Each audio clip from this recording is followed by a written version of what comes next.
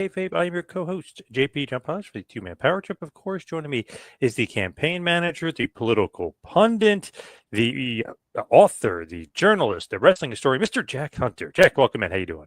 Good to be with you. Ready for Thanksgiving. The Thanksgiving will be over when people watch this, but I'm excited for it. My favorite holiday. Me too. Get a lot of eats. Get some football. Get some turkey. You get some beer. It's a nice, relaxing couple days off for me. Yes, and it used to be a great wrestling tradition back in the old days, especially in the Southeast. With Starrcade be on Thanksgiving night? Yeah, Yeah, back in and the day. Yep. started by Dusty Rhodes, and then Vince McMahon said, "Hey, that's a great idea. I'll start this thing called WrestleMania." But yeah, not so much anymore. I know Survivor Series is always around Thanksgiving, and that's usually the Thanksgiving tradition, or when they did it the day before, they go the Thanksgiving Eve tradition of right. Survivor Series. Yeah, which is what Dynamite will be doing tonight as we record this on this Wednesday. So, but Collision is going to be a Thursday, so that's the Thanksgiving tradition. AEW is doing a Thursday night show. are they taping it tonight and showing it tomorrow? I would imagine. I think that's what they're doing. Yeah. Yeah, and kudos to them. I watched NXT last night, which I guess was taped at Madison Square Garden. Yes.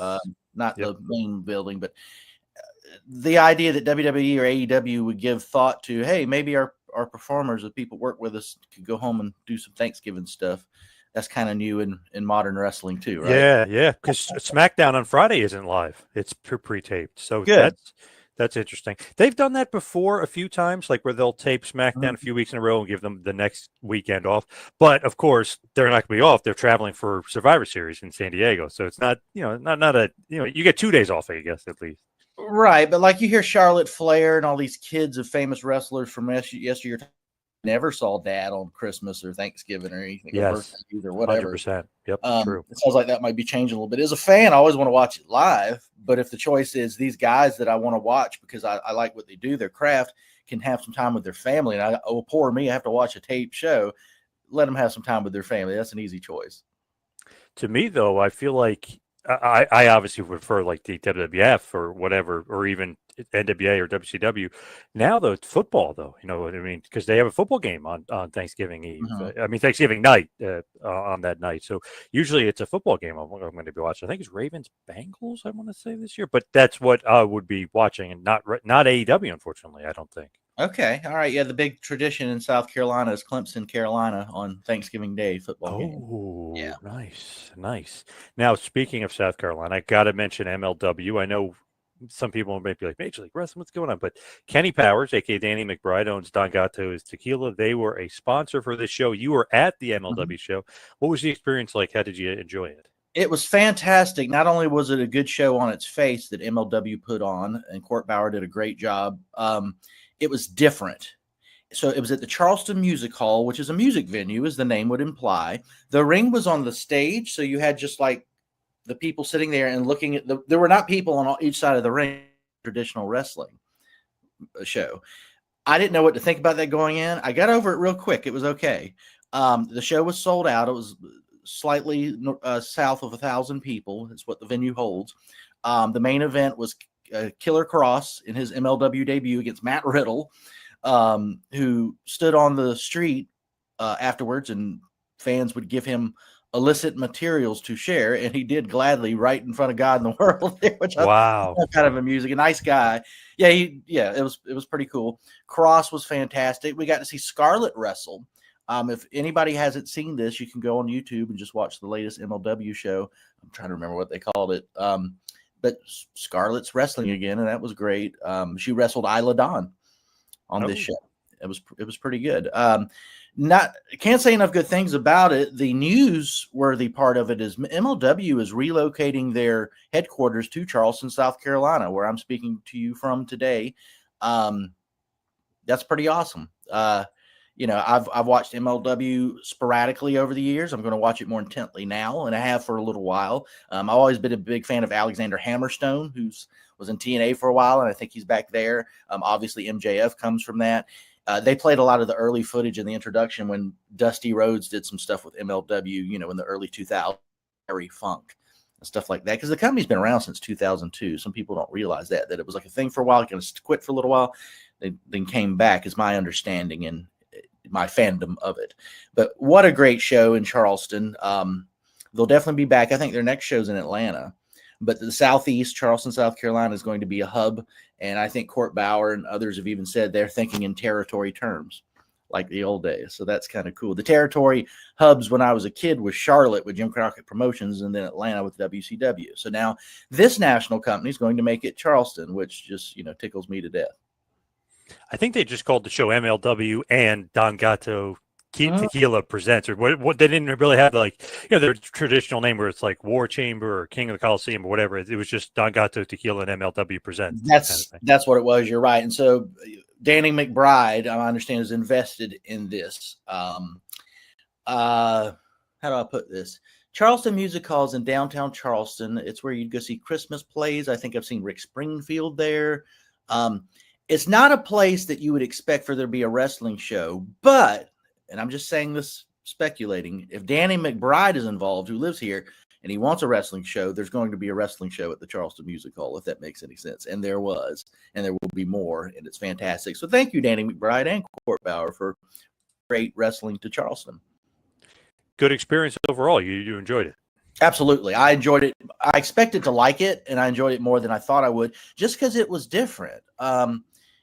Charleston wrestling fans of a certain age, back before there was a WWE network and whatnot, we used to go to the same sports bar and watch pay-per-views and pay $5. Remember those days when you could do that? Oh, yeah. Yep. And post WWE network, whatever year that was, 2014, 2012, hell, I don't know. That just kind of didn't exist anymore because everybody could watch it on, at home for $10, if you had the network. You could watch WrestleMania for $10. Wasn't that what it cost? So people didn't go to bars. The reason I'm mentioning it is at this show, I saw people I hadn't seen in years. Maybe a random WWE show if they came through town. AEW's been here one time. But it was nice to see so many familiar faces. It was sold out. Our friend Mike Mooneyham was there. He told me that was his first wrestling show in some time. We got to see him, and they gave him an award. For those who don't know, Mike Mooneyham is the longest-running wrestling columnist in the United States. He's been publishing since the mid-'80s. He's a Charleston native. He writes for the Post and Courier, and you can find his column in different places, but they gave him an award, and I thought that was pretty cool. Mike's an old friend. Very cool. Now, the thing with South Carolina wrestling, you think of what's the history? Why would MLW want to go there? There actually is some pretty good history, just as far as obviously WWE runs there once in a while. NXT runs there a bunch now. Obviously, NWA used to run their WWE. There's different promotions, but WCW sticks out the most to me.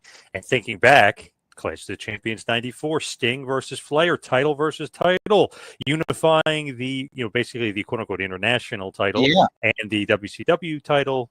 Really, the big gold belt and the WCW title being put together, and obviously Flair beats Sting, and then Flair goes on to wrestle Hogan at Bash of the Beach that year. But right, that's when you think of South Carolina and that area in wrestling, you think of WCW Clash of the Champions. And Charleston, Selena De La Renta, who was with MLW when they kicked off the show, said this is the first time we brought professional wrestling to downtown Charleston in decades. And what she meant by that is the last time wrestling was in Charleston proper was 1994 at Clash of the Champions at McAllister Fieldhouse, which is the Citadel. Now, when I say that's the last time wrestling was in Charleston proper, I mean the city of Charleston. Selena Del Renta said downtown Charleston. North Charleston, where the Coliseum is had WWE and WCW and AEW all, frequently enough. But growing up in Charleston, where you went every Friday night was County Hall on King Street, which is the main thoroughfare in downtown Charleston, where you would see Ric Flair and Ricky Steamboat and Wahoo McDaniel and Buzzsaw, Swede Hansen. I'm going back. These are names before my time, but you hear Ole Anderson, Gene Anderson, Lars Anderson, Haystack Calhoun. Mike Mooneyham told me when he was a child, he would go to County Hall and he'd go in the back, and if Haystack Calhoun was there, he was usually eating a bucket of chicken and throwing bones at the kids, like, get out of here, kids. So that's some old school stuff as far as wrestling in downtown Charleston, County Hall. When I was a kid, it moved to St. Andrews High School in a gymnasium once a month. That's where I'd see the Rock and Roll Express and Midnight Express frequently. We were the B-town. That was Charleston proper. But 1994 was the last time, not just a major company like WCW, any company ran a wrestling show in downtown Charleston until MLW last week. Do you remember Sting versus Flair Clash of the Champions '94 from South Carolina? Do you remember that? Great show. I do. I was there, and that was a period of time. I graduated high school in '92, dating myself here.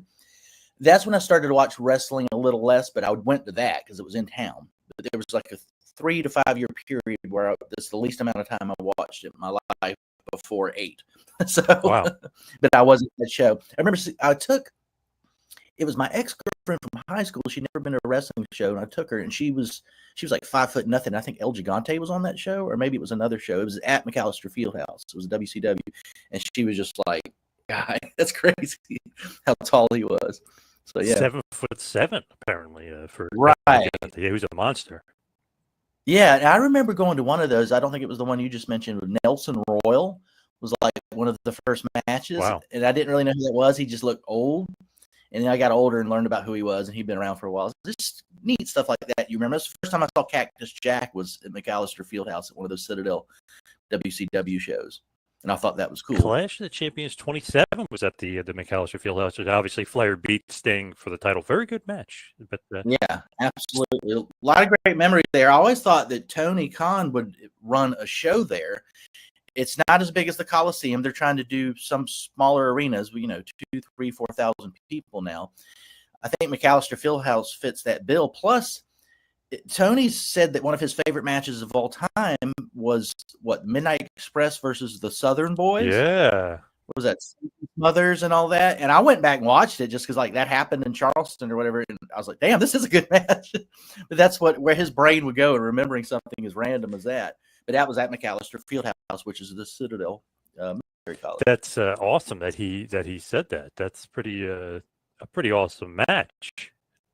Yeah, and it shows how his brain works. Like, I couldn't remember if I was there for that or not. If you chance I was, and don't remember the match. Midnight Express is one of my favorite of all time. And I went back and watched what he's talking about. It was a damn good match, and only he would remember something like that. I like when he talks to the legends, and he's like, "You remember this match against blah blah blah?" And they're like, "No, you do." I don't remember. Yeah. He's got a crazy memory, which is great. But he's got a crazy memory. Totally. When you're looking at it, obviously, we're talking some old school wrestling here, some tradition, Survivor Series, of course. We're talking about a little bit of Starrcade, and right now talking about Clash Champions.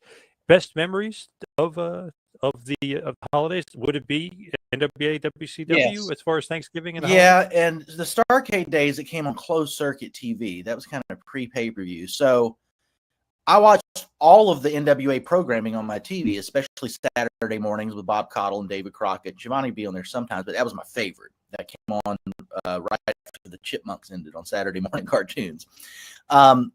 The Thanksgiving big shows, Starrcade and whatnot, you'd have to hear about them later from somebody who knew somebody that went to one of these places with a closed circuit. I remember WrestleMania 3 was like that for me. I'm like, oh, did Hogan pick up Andre? Did he win? Of course, the age you were, you're wondering.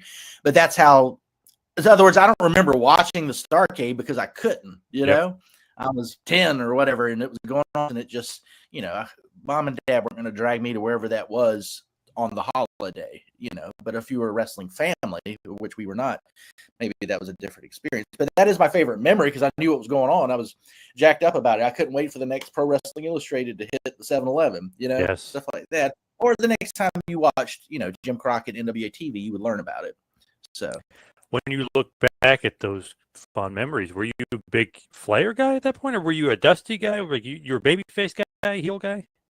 I was a babyface guy, but I knew Flair was cool. I knew that the fans older than me thought he was cool. I thought he was cool, but he was being mean to Dusty Rhodes. I didn't like that. He was being mean to Ricky Morton. I didn't like that kind of thing. But it wasn't like, oh, he sucks. I was just like, he's mean to the guys I like. But I knew he was cool even at an early age. It didn't take long for me to get a little older and be thrown up the Four Horsemen sign and all that kind of stuff. So, as did so many. After a while, Flair could barely even be a heel anymore. I mean, he could kill his own grandmother and people would have cheered him. Yeah. So, were you one of those guys that wore the suits and put up the four?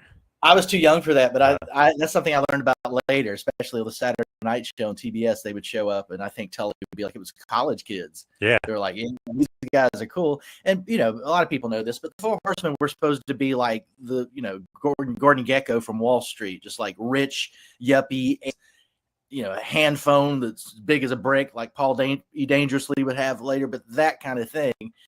To this day, I'm a kid of the 80s. I like all that stuff. Hair bands, rich a-holes. Yeah, I like all of that. That's what the Horsemen were. And they were all so good in the ring, and they're all such good promo guys. And when you become like a smarter fan, you're like, these guys are awesome. They're, these guys are carrying the other guys, and you become smart to the business. You're like, these guys are the best. These are, this is pro wrestling. The Horsemen, they're the best as far as the cream of the crop here. Yeah, best faction, first faction. Yep. I think if there's an argument against that, I would love to hear it. And at a time where you just watch TV, there wasn't social media. Cable was new. I mean, they were a phenomenon. I mean, to this day, when somebody gets, chopped across the chest, people go woo. And by the way, on the MLW show, Arn Anderson and Brock Anderson were on that show. And Arn talked about, we're in Charleston, South Carolina, and this is Horseman country. Damn straight it is. I mean, that's a cultural phenomenon. There are people who don't watch wrestling that know who Ric Flair is. And I'm not talking about him hanging out with Snoop Dogg and all that later, but just in general. Yeah, it's a part of the culture here. I love that pro wrestling has different manifestations culturally around the country, what it's like in the Northeast, on the West Coast, what was going on in the Midwest, certainly Texas with the Von Erichs. I love all that. That's part of this country we love, right? That we're going to celebrate on Thanksgiving. What about Survivor Series? Any memories as far as Survivor Series is concerned? Would you watch all those? So I told you this years ago, and you and the person with us looked at me like I was crazy. I think we were going to the ECW arena for. Yeah. Yep. We were talking about Survivor Series. It might have been, I remember it was cold, so it might have been around Thanksgiving or whatever.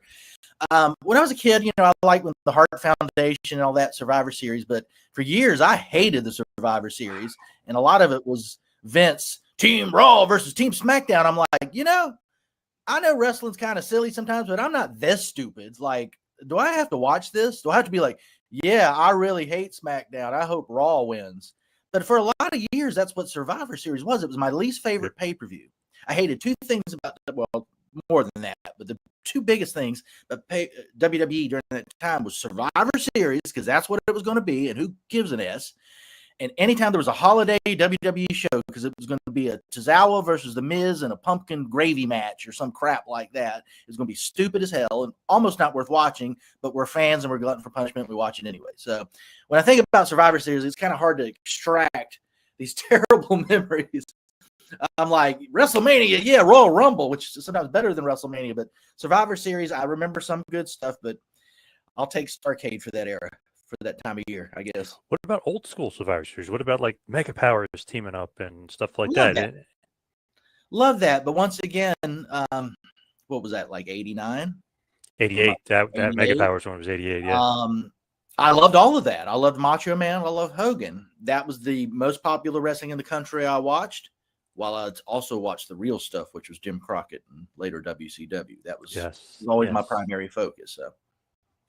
Man, Survivor Series always tied in and around Thanksgiving, which is great. Obviously, there is no more Starrcade. Wish there was Starrcade, but it's great when you can have tradition every year and basically have something wrestling tied into a holiday. To me, I just think it's great. So I love that they kind of keep that tradition going of having Survivor Series somewhere around Thanksgiving.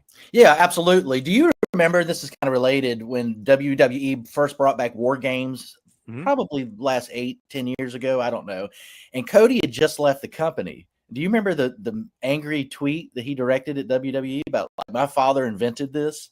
No, I don't remember that. How dare you? Kind of. It's probably kayfabe, whatever. But he just left the company. He was not with WWE, but had just been there. And when they're like, we're bringing back War Games, and I guess it was in NXT, he was kind of like, my dad invented this, and you need to acknowledge that, you jerks, kind of thing. It's just funny where things are now. Yeah. Dusty invented Starrcade as well, so that's why my mind was there. But even in 2023, when Cody was in the War Games, when he was a part of the match, he did the old Dusty face paint up for the promotional poster. So it's like, that's pretty cool. Like, they're like, all right, like we're going to give back into this guy. Obviously, they in 2017. They did mention this is Dusty's creation. He was just such a big part of NXT, and they threw it together that way. But it's just great that Cody was able to basically be Dusty for the promotional poster in 2023. I agree, and I admire how much Cody. Obviously, he loves his dad, and he understands what a legend he is in the business. But Cody is a legend in the business. Like, he's his own thing, just like Charlotte Flair's her own thing outside of her dad. I love how he balances honoring his dad by doing the Yep. In the face paint, like you mentioned, but he's still just Cody. That's Cody Rhodes. If Dusty Rhodes never existed, that's a huge star, Yep. right? But the Dusty part never leaves. I like the balance. I think Charlotte does that too. She does the woo, she does the chops. I love the figure eight. I think it's a great finisher. What a great, cool thing to do from your dad's figure four. But there's a balance with it, and I dig it how both of them do that. Now we're talking about some kayfabe. Let's talk about some capital here. What is going on with MGT, Marjorie Green Taylor, or Marjorie Taylor Greene, MTG? What is going on with her? Like, she's quitting Congress, or what's going on here? She's resigning on January 5th. She's letting everybody know ahead of time, so her district will be represented. I'm sad to see her go. This version of Marjorie Taylor Greene that's emerged in the last 2-3 years is the best version. I used to be like, what's this crazy lady talking about? What's Pizzagate and all that? A lot of that stuff was lies. Like, she didn't even say a lot of that stuff, and I was a fool for accepting at face value. But forget about all that. And I don't care about what elites think. Like, oh, somebody's crazy. Oh yeah, let me take a look at this person, see if they really are. Her anti-war stances, her MAGA fiscal conservatism stances, she has stayed true to everything Donald Trump campaigned on in 2016 and 2024. At the same time, he is not. And he has insulted her time and again. I think people are sort of harassing her and her family. And she said something to the degree that she wasn't going to be a battered wife. So she came to do it. She is, Glenn Greenwald said this, the independent journalist who I like a lot, that she is the best example of what the founders intended to be a citizen representative. So somebody who sees problems with the country, comes to Washington, gets elected, and serves for a few years, then leaves. That's what the founders ideally wanted most of these people to be, not people who cling to power and enrich themselves for decades on end. So she's that. So as an American, we're talking about Thanksgiving and patriotic things. That's pretty cool. But what she stood for and what she fought for, she was the first Republican to call what we're funding in Israel a genocide. And that was a big deal. She got a lot of heat for that, but it's true. And she said it. Donald Trump, when he attacks her, is attacking his own 2024 campaign agenda. I don't know how else to put it. If you're America first, she's saying, let's put America for Israel, not Ukraine, not Venezuela. And he's saying, now I'm going to keep funding what's going on in Israel. He's doing some good things with a possible peace deal in Ukraine, Russia, and he's teasing regime change in Venezuela. The America first person there is Marjorie Taylor Greene, not Donald Trump. That's clear as day. I just made a video about people who call themselves MAGA who think she's a traitor or a rhino. That is a stupid argument. And I'm not one to go on social media and be like, you're stupid, you're dumb, you're ugly. That's lowbrow. But it is a stupid argument.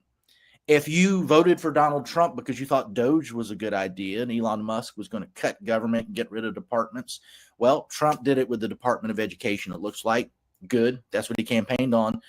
Everything else, Elon Musk isn't there. You hear that parts of Doge are going away and you don't see big cuts. Marjorie Taylor Greene still wants those cuts. Donald Trump seems dismissive or ignoring it. The MAGA person in that is Marjorie Taylor Greene. So if you're doing all the right things for the guy that you supported and he's attacking you all the time based on nothing, based on worse than nothing, based on his agenda, I think I would leave too. I don't blame her at all. I'm sad to see her go, but, who can blame her? Is there any other reason why she would leave? Like, what would be the rationale there? Just that alone, that's enough for her to feel like, I'm out of here, like this is not what I signed up for? I've seen people think Trump is right to completely betray everything he campaigned on, who are trying to get at her rationalize, oh, this stock or this or that. And I don't know if that's any of that true, but I know they're trying to rationalize their own illogical thinking. And you see that all the time. It's no different than when Donald Trump was elected in 2016 and Democrats were so shell-shocked and traumatized that they concocted this idea that Putin in Russia helped get him elected and they were working together. Completely baseless. But that's what millions of Democrats in the United States and elsewhere still believe to this day, because that's what soothed their feelings.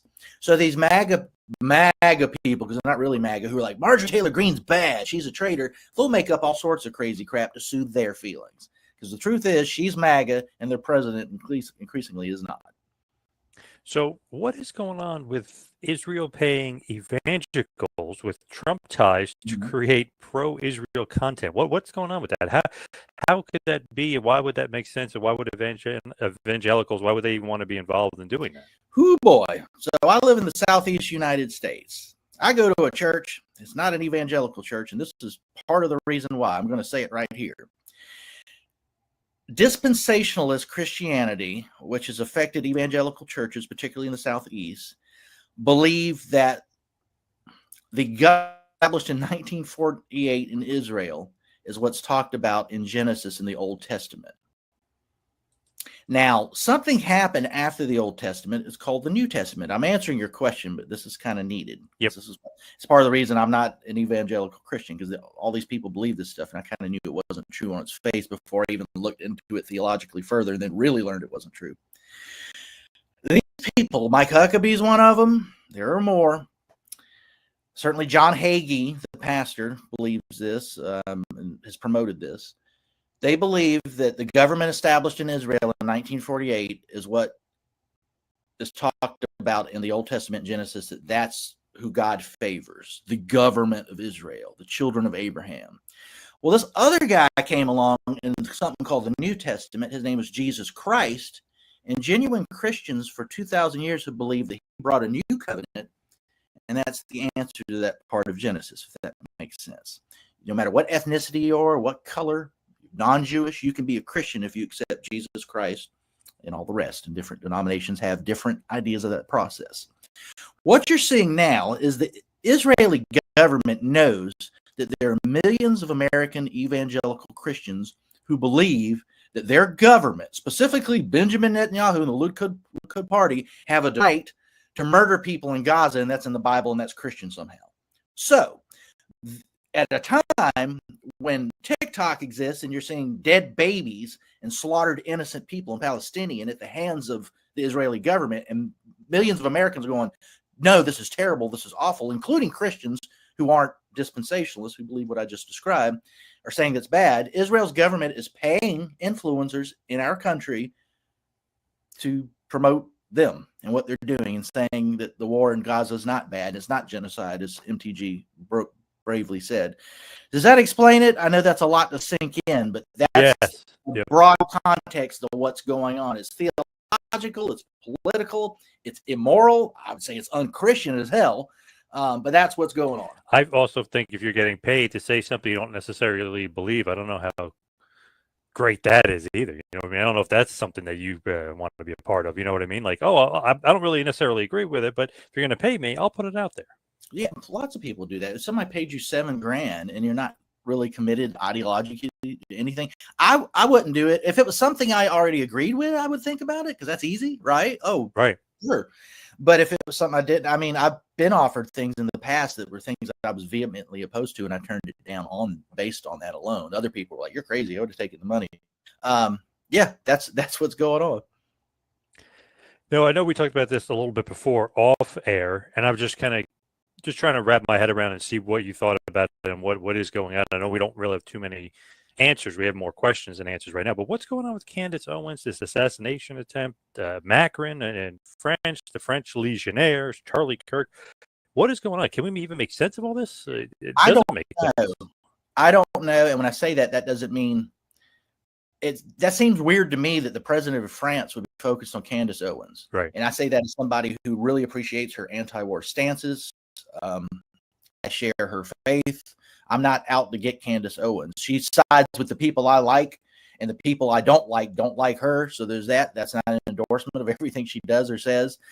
And if she's saying this, I'll check it out. I haven't had a chance to, but it seems awful strange to me that the president of France, you know, if you told me AIPAC, who are mad at her right now, we're targeting her in some way, and I don't think they're in the business of assassination. That's just weird. She also, maybe they are. I don't know. She also put out there about his wife, Macron's wife, that's really a man, and then they tried to sue her, and then they couldn't. Basically, they couldn't sue her because they couldn't prove. It just like a kind of a rabbit hole to get down, but that was a part of it as well. What is that? People used to say that about Michelle Obama, who's a beautiful woman who I don't agree with her husband politically, but why do people have to say nasty stuff like that? Especially I know, but she said it, I guess, and that really infuriated them. Okay, well, I wouldn't blame them if somebody said something like that about somebody I love, and That's not against gay people or trans people, but like if I was a regular straight woman and somebody said I was a man, I probably wouldn't like that, you know? So I don't know. I don't know why, even if you thought something like that, why would I don't, let's talk about policy and war and peace and budgets and come on. But I think that's why she's put it out there that they're trying to take her out, because she said that, she put it out there. They had that lawsuit. They didn't go anywhere.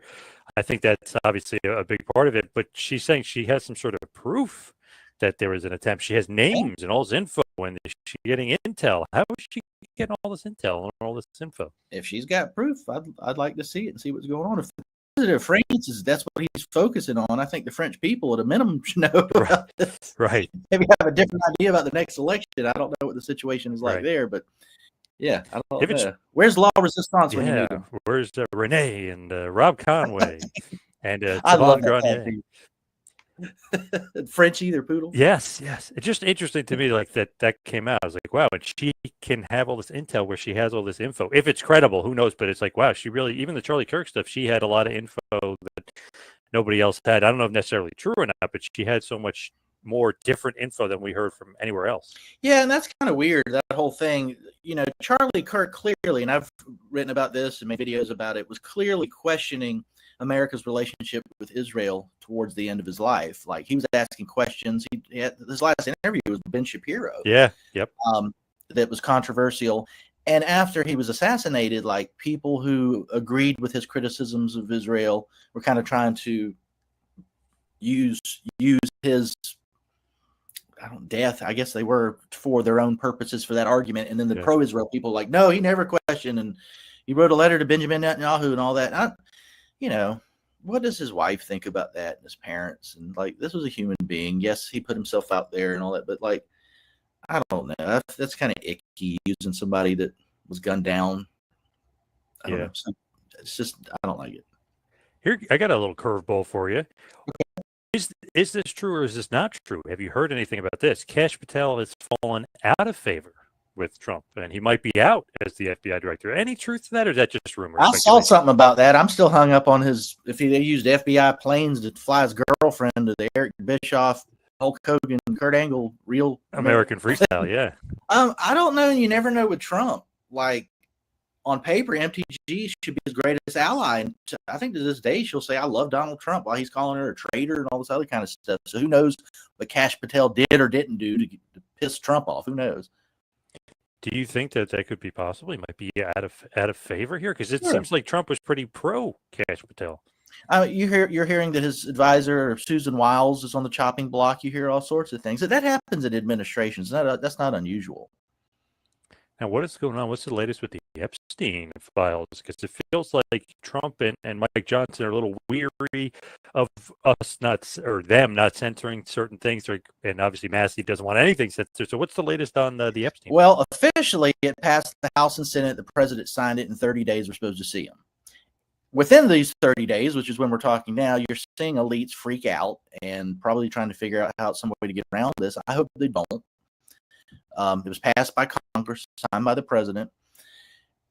People were freaking out that this could be passed by Congress and signed by the president to begin with. Now that it has been, they're probably in an ultra freak out mode. Mike Johnson, the Speaker of the House, Republican, seems to have been running cover for these people. I don't know how else to describe it, how much he's tried to frustrate efforts by Thomas Massey and MTG and a minority of Republicans and the Democratic majority have these files released. Donald Trump was all gung-ho about it, then got in office for the second time and changed his mind all of a sudden. What's that all about? So we'll see. I hope they're released, and I hope the victims get justice. That's the entire point of this thing. The man is dead. Epstein's no longer with us, but he's already a convicted sex offender. He apparently hurt a lot of people for a long time in the pursuit of power and wealth. We should know, for the victims' sake, if nothing else. And the victims have all said this whole thing about, oh, we can't release this, we're protecting it. They're like, the hell with that, release it. We want justice. Here's an interesting little wrinkle in that, and I think it was people trying to like make light of it and kind of make it funny, but there was actually betting odds onto who's on the list. I don't know if you saw it. They actually had like betting odds. Trump wasn't even on there, I think, because the thought process is like gambling-wise. he wouldn't be a good bet because it would have already been out there. Oh yeah, You know what I mean? So like betting wise, that's probably why. But like Clinton is on there, Obama's on there, Biden's on there. Like a lot of celebrities, like Clooney was really high up on the list. yeah. Bill Gates was really high on the betting odds list. Damn, there's a couple of Tom Hanks. There's a bunch of celebrities that were like really high on this betting odds list that they're on this, on the files on this Epstein list. And that's even questionable in this sense. Like, there were many famous people that hung around Jeffrey Epstein, took flights with him, maybe went to the island, that had nothing to do with sex stuff. I think there were many famous people, or some at least, that did. So seeing a famous name associated with him should not be automatically like, oh, they were, with underage girls or something. But they might have been. And that's part of releasing the files. So you can, sort this out and see. Jeffrey Epstein took that plane to Africa for some charity fundraiser, and it's like a who's who of stars on that plane. I don't think they all went there and just started molesting girls. I think they went on a charity plane ride by this rich dude that had helped organize it or whatever. But was some of that going on? Maybe. I don't know. That's why the files need to be released. It's all speculation for the most part. I will say this. I'm confident Trump's not involved in it just because the Democrats make up stuff about this guy. Yep. Like that he colluded with Putin and all that stuff. So if they had something real, they would have used it. Of course.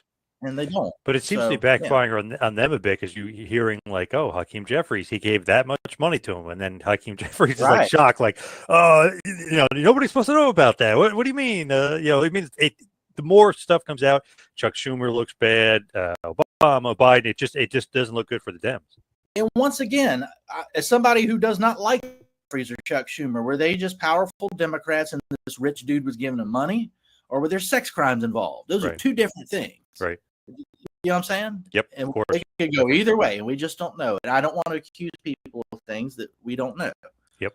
So just interesting that it almost seemed to work in Trump's favor in the end. The fact that he wanted, then he said, "No, I don't want it." Then the other side, the Dems, flipped and they said, "No, we want it." Because he said he didn't want it. That's it. Which is what he wanted in the first place. So I don't know. It could be reverse psychology. I don't know. Maybe. Sure, it almost seems that Trump's way. not stupid.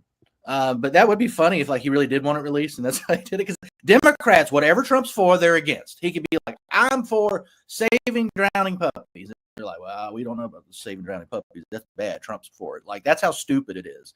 But yeah, that would be funny if it was a mental trick. One last topic here, wrestling wise, of course. I just think this is so funny because I was talking to two buddies, right? My one buddy doesn't really watch AEW. Actually, he's just a hater in general, just doesn't really watch wrestling anymore, but he used to be a fan. He's like, "Oh, Samoa Joe won the AEW title. Oh, I'll start watching again." Okay. When Samoa Joe was champion, when he beat MJF, he started watching again. So my other friend, which said it to begin with, it kind of like perfect sense. He's like, "Wait a second, you are only watched because Samoa Joe is champion? What about when he was chasing the title or title matches? So you missed a bunch of good stuff leading up to him winning the title, but now you'll watch when he's about to lose." What do you think about that? Is that crazy? Like he's only going to watch if certain guy is champion? This is not like real sports, quote unquote. I mean, this is a storyline, TV, and so you're not going to watch Joe wrestle when he's not the champion, but since he is the champion, now you'll watch him wrestle? Like weird, right? As a diehard wrestling fan, it's weird to me because all the stuff leading up to him being champion was awesome. Right. But for casual fans, I'm friends with lots of people who used to watch wrestling. In the South, especially in the Carolinas, there's a lot of people that when WCW ended, they just stopped watching. They didn't watch the WWE. That's true. Yep. My best friend here is like that. He watched WWE some with me when we went to the sports bar when you could do that to get some chicken wings and why not. But he didn't really follow it like I did. I run into people who come up to me. They know me for politics and they know me for wrestling. And they'll say like, "Hey, I went to a Friendsgiving thing last night. A guy was like, 'Hey, I watched this Jake the Snake documentary.'" Now, this is a guy that doesn't watch wrestling, but he knew to tell that to me. That's the kind of casual, sometimes fan that might go, "Who's the champion in AEW now? Samoa Joe? I know him. I think I'll watch that." I think that's the line of thinking. Lance Storm recently on with Meltzer's show, Figure 4 on, was saying something to the effect that when he's talking to people casually about WWE, and they say, "Who's champion?" He's like, "Well, it's Cody and CM Punk," or whoever it was at the time. That they're immediately like, "What? No, there's only supposed to be one champion." I've I've encountered that before. You probably have too, Yes. John. Yep. Like, what the hell is that? Yep. And Cody and CM Punk are about the biggest names around, active wrestlers. That's people's reaction. So based on that, I can see where a guy would be like, oh, Samoa Joe, I'm going to watch that. Chris Jericho was the first AEW champion for a reason. It wasn't Kenny Omega because less people knew Kenny Omega in the United States than they knew Chris Jericho. So I think that's the psychology behind that, and I think it matters. So I just thought that was great. I'm like, so you missed all this stuff for Samoa Joe not getting the title. Then he kind of, you could see he's kind of turning a little bit, getting a little bit meaner, getting more vicious. And he turns heel officially and wins the title back. It's like, you missed all that stuff, but now you'll watch, and he's probably going to lose to Swerve.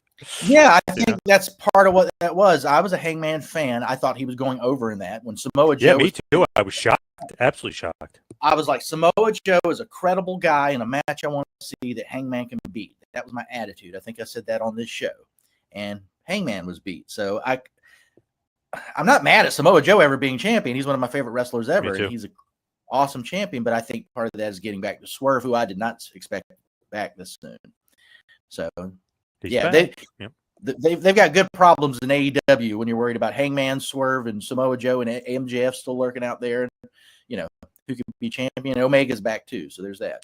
Very true. All right, let's wrap this bad boy up. You follow me on Twitter and Instagram at 2ManPowerTrip. How about you, Jack? You can find me on X at JackHunter74 for all the nonsense I spout. You can find it there. Love it. Thank you, everybody, for listening. See you right back here next week for Little Capital and